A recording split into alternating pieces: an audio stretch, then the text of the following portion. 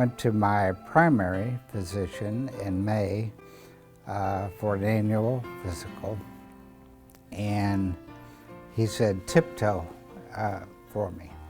I couldn't do it. That's odd.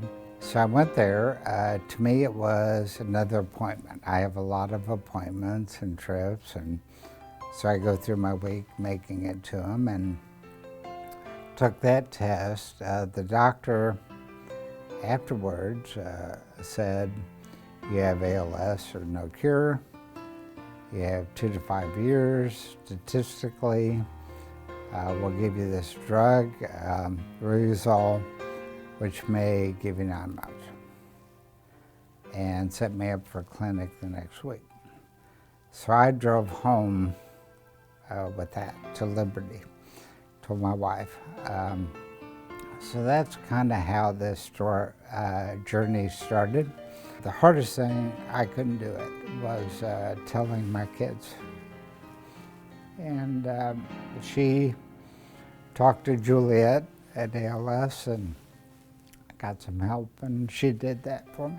You know, each step of the way is a surprise, but they handled it quite well. I've been very lucky. You know, it's, as we sit here today, it's over 2 years since symptoms. A lot of people couldn't do this 2 years. Yes, it feels good to try to help others. And I'd like to do more of that. There are people who are now going through the initial things that I have been through. That first month or two is tough. I kept busy, but it didn't feel good. You had to make yourself, imagine that, I had to make myself go fishing. Yeah, it's funny, wasn't so long ago, I forget the date of my email to employees, that this was not known. It's funny, you see people's reaction now that is newly known, which is different than my reaction, because I've settled down with this a long time ago.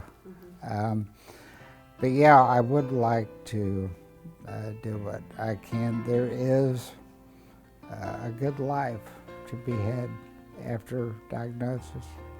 And in fact, in some ways better. Because? I think you appreciate things that are important more. It's so easy for all of us to get busy. And certainly I've been a very busy person. And time goes by, and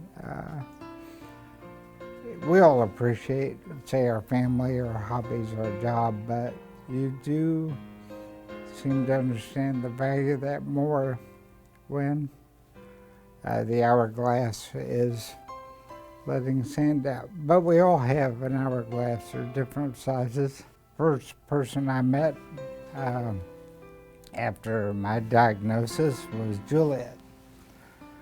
And you all have a bunch of good people. And I've been around people quite a bit, both as a lawyer and as an employer.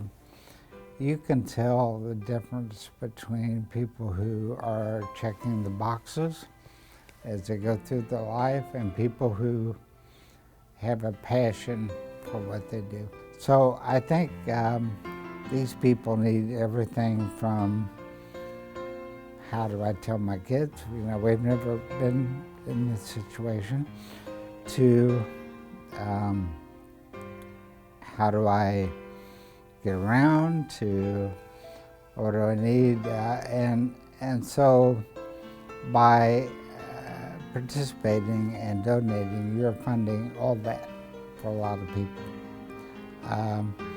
So it's more than you wrote a check. You are part of something. And someday you will be able to say, I helped cure this disease.